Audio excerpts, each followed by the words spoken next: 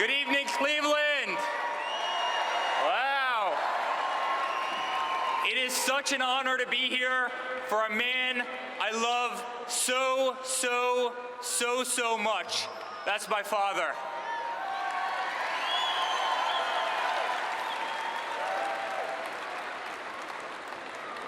"13 months ago, my father sat my family down and told us the time had come. He could no longer sit idly by and watch our beloved country, the country that had given our family so much success, so much opportunity, crumble before our very eyes.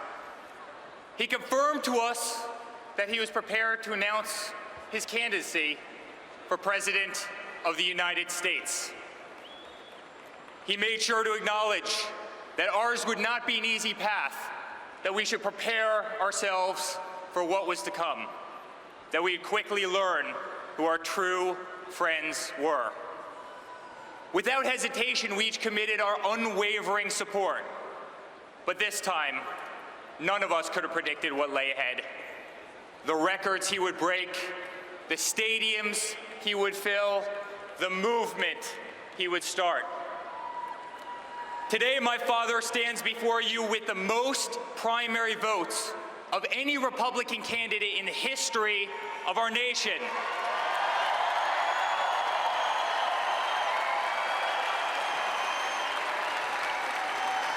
He has shattered voter registration records across the country.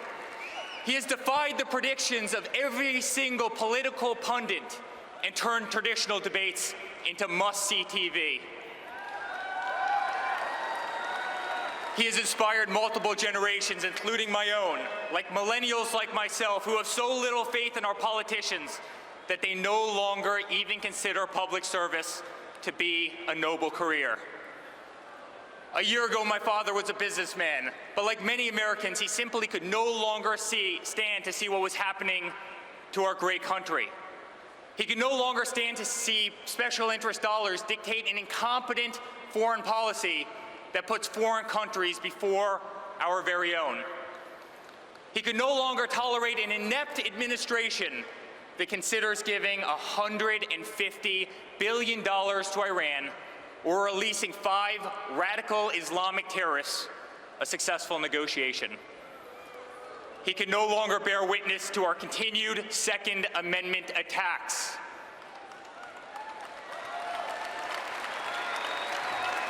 He could no longer stand to see the words Christmas stripped from public use or the Pledge of Allegiance removed from our schools in an effort to be politically correct.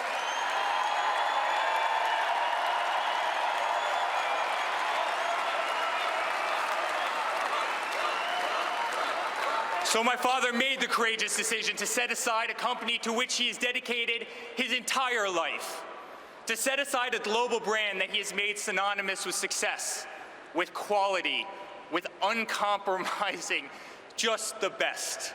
At a time when the people at the pinnacle of their career, like my father, would have held fast to a lifestyle that has truly become the epitome of the American dream, my father instead chose to give that dream back to the people it had eluded for so long.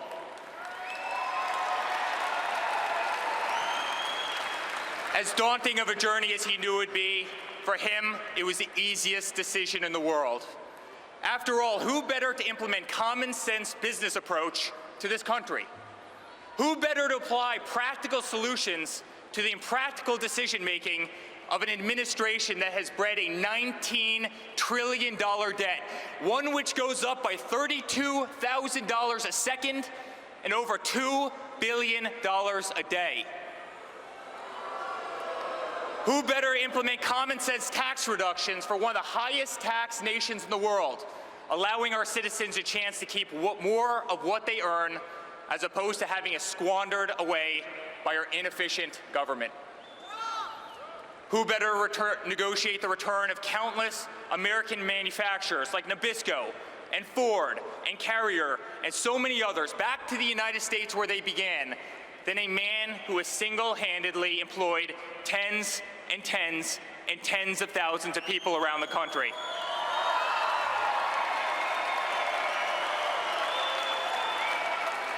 It's time for a president with common sense. It's time for a president who understands the art of a deal and appreciates the value of a dollar, our tax dollars. It's time for the president who has always been the one to sign the front of a check, not the back.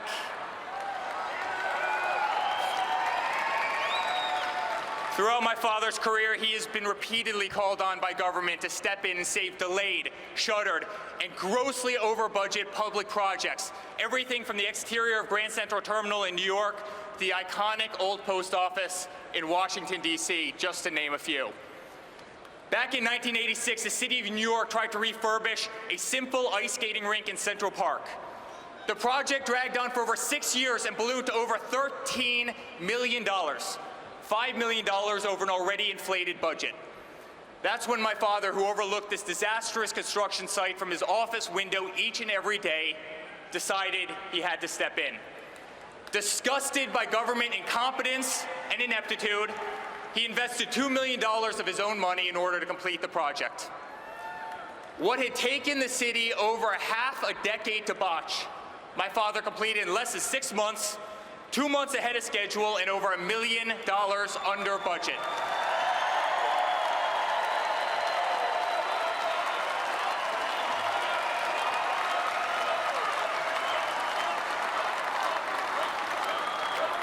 It's time for a president who can make America great again, ahead of budget and ahead of schedule too.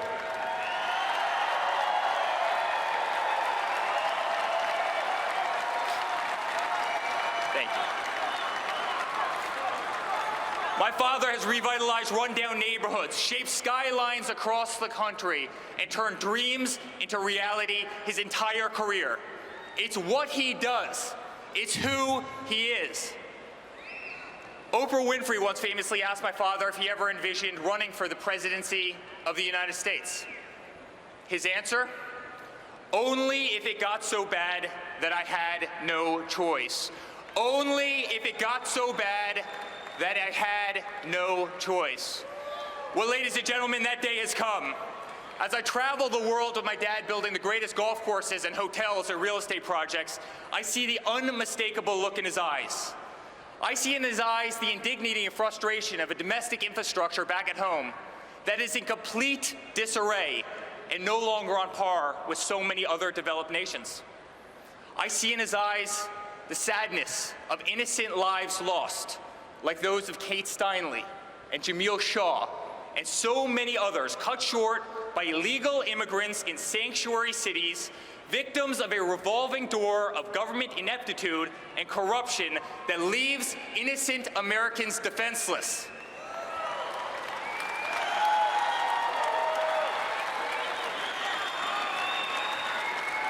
I see in his eyes the humiliation of an education system ranked 30th in the world.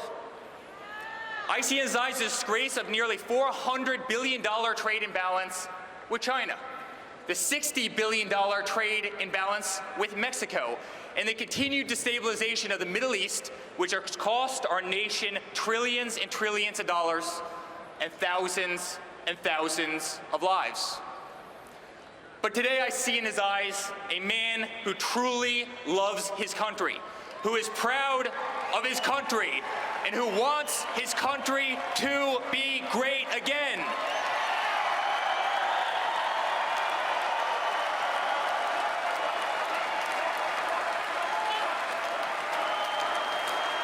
Thank you.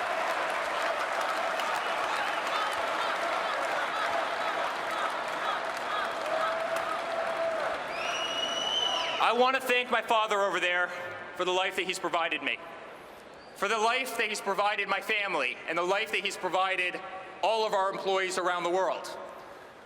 I want to thank my father for the life that he's enabled me to provide to my future children as my beautiful wife Laura and I start thinking about that amazing chapter of our lives. To that end, I often think about the legacy I wish to leave my children. And to me, there are few things that I hold closer to my heart than charity. For me, it's the essence of who we are as human beings. It's the barometer by which we will be measured for our time here on earth. As Martin Luther King Jr. once said, life's most persistent and urgent question is, what are you doing for others? When I was 22 years old, I founded the Eric Trump Foundation to benefit St. Jude's Children's Research Hospital, an incredible, incredible organization.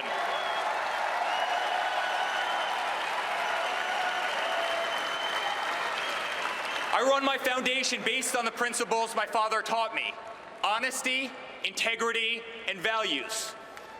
I expect other charities to be run by the same moral code, not serve as conduit for personal enrichment, not become a beacon of corruption and scandal.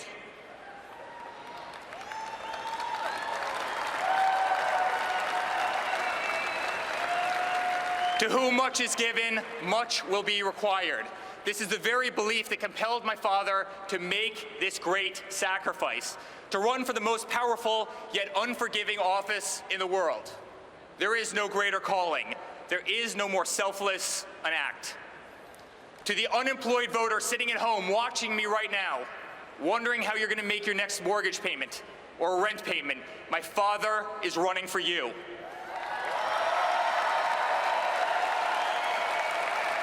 To the veteran tuning into the speech from his or her hospital, who has been ignored and disrespected by an ungrateful system for far too long, my father is running for you.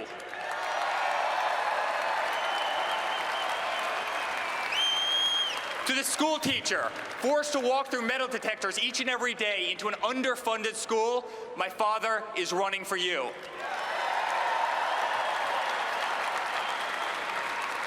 To the laborer watching me right now, forced out of a job by undocumented workers, illegal immigrants, my father is running for you.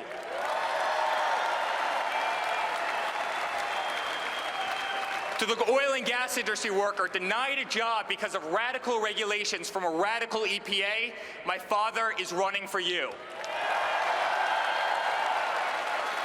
To single mothers, to families with special needs children, to middle-class families who can no longer afford medical benefits sufficient to cover their everyday needs, my father is running for you.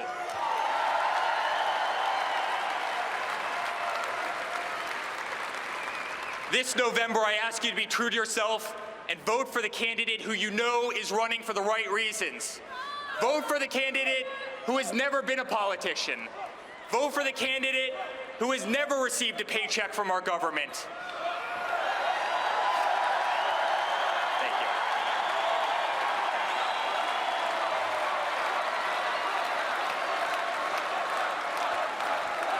Vote for the candidate who can't be bought, sold, purchased, bribed, coerced, intimidated, or steered from the path that is right and just and true.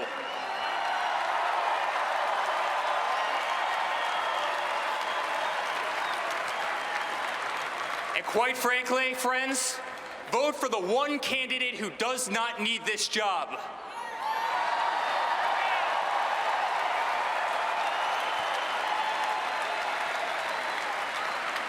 Never have I been more proud to be a Trump. Never have I been more proud to be my father's son. I am incredibly honored to be part of this journey of which he's invited me, Don, Ivanka, Tiffany, Melania, my beautiful wife Laura, our entire family to play such an integral part. Dad, you have once again taught us by example. You are my hero. You are my best friend. You are the next President of the United States.